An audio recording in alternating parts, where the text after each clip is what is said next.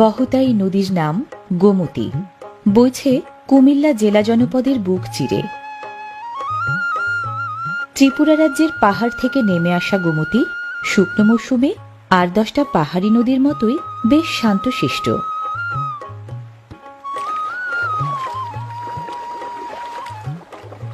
মৌসুম ভেদে মাছের যোগান কম বেশি হলেও নদীর সাথে নদীজীবী জেলেদের লেনদেনের সম্পর্কটা যেমন নিবিড়, তেমনি দল বেঁধে মাছ ধরার আয়োজনটিও আকর্ষণীয়।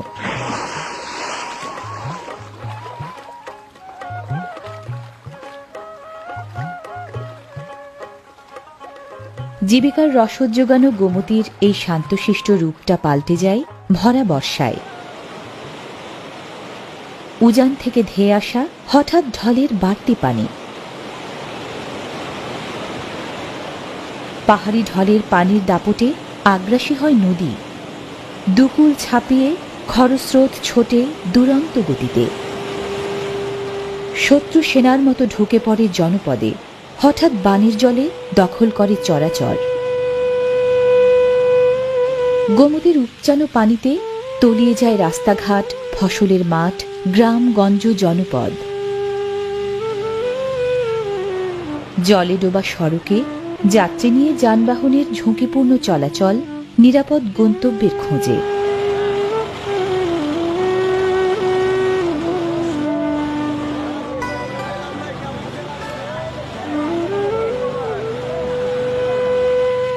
সবচেয়ে উঁচু মহাসড়কও বানের জলের প্রকোপ থেকে মুক্ত নয়।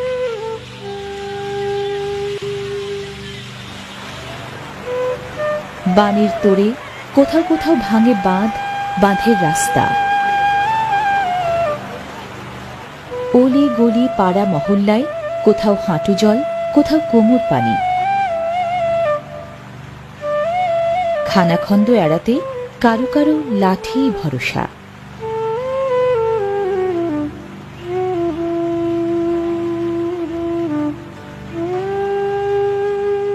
বস্তা বস্তা ধান ভিজেছে বানের জলে, অন্যত্র স্থানান্তরের সময়টুকুও মেলেনি।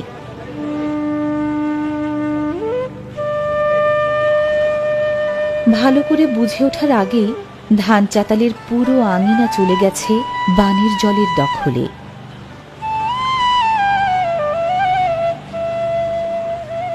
বেদখল সব মিল কারখানাও।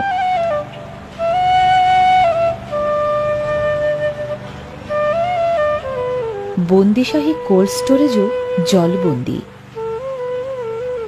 জল ঢুকেছে কাঠচেরাইয়ের সমিলে।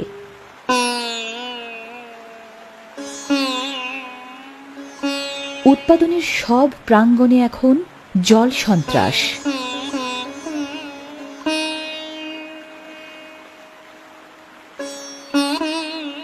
ভূপাতিত টিনের চালা, জলমগ্ন এ বাড়ি ও বাড়ি। গোমতীর স্রোতের তোড়ে অস্তিত্ব হারায় অসংখ্য বসত বাড়ি, মুখ থুবড়ে পড়ে থাকে ধ্বংসস্তূপের মতো।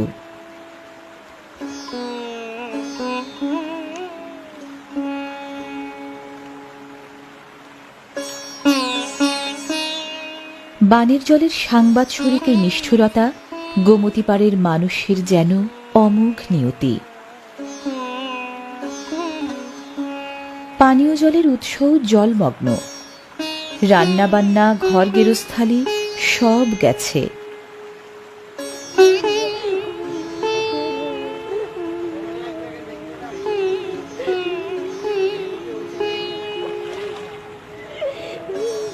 ঘরে পানি, সংসার তাই উঠান চৌকিতে। শেষ শয্যার কবরেও বেনু জল। সংজ্ঞা অনুযায়ী বন্যা হচ্ছে পানির সেই উচ্চ প্রবাহ যা নদীর প্রাকৃতিক বা কৃত্রিম তীর অতিক্রম করে ঘুচিয়ে দেয় জল ও স্থলভাগের ভেদাভেদ।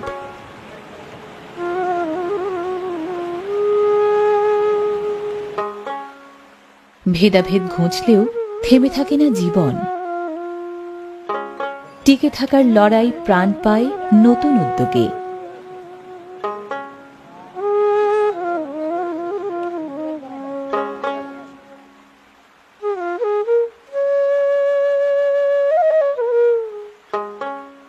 বন্যার সময় জলমগ্ন মানুষের অন্যতম প্রধান আশ্রয়স্থল স্থানীয় শিক্ষা প্রতিষ্ঠানের ভবন।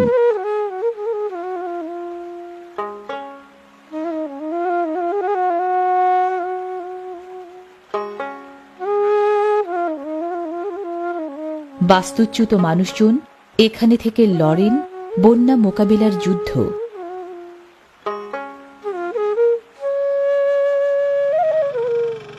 বন্যা মোকাবিলার যুদ্ধে সামিল সশস্ত্র বাহিনীর সদস্যরাও ত্রাণ সামগ্রী বিতরণের পাশাপাশি পানি বিশুদ্ধকরণ ওয়াটার প্ল্যান্ট বসিয়ে বন্যা কবলিত মানুষের মাঝে বিশুদ্ধ পানি পৌঁছান তারা।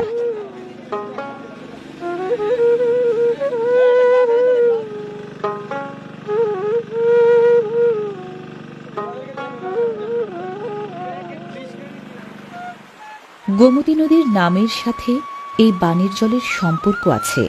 সংস্কৃত গো শব্দের ৩২টি অর্থের একটি হচ্ছে জল। গোমতীর খরস্রোতা জলধারা ভরা মৌসুমে যেমন ইচ্ছে প্লাবিত করে জনপদ, তাই এই নাম।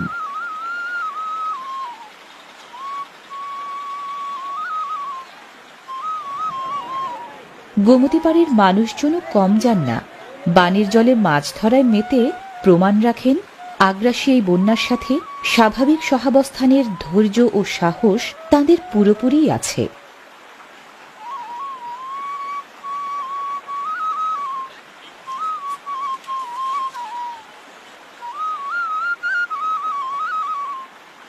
বন্যা প্রতিরোধে গোমতীর উভয় পারে ৬৭ কিলোমিটার দীর্ঘ বেড়ি বাঁধ নির্মিত হলেও বানের জলের প্রকোপ বেশি থাকলে নানান কারণে বিপদাপন্ন হয় জনপদ।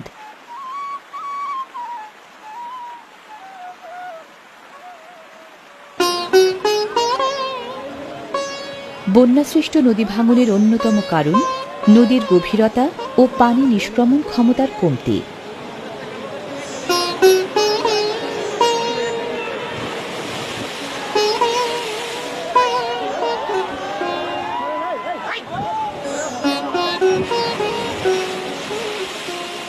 ভরা মৌসুমে উজানের বাড়তি পানি ধেয়ে এলে ঠাঁই হয় না পলিভরাট নদীর বুকে। স্থানাভাবের ক্ষোভ মেটাতে গোমতী এভাবেই ভাঙে নদীর পাড়, জনপদের পর জনপদ ভাসায় জলের জোয়ারে।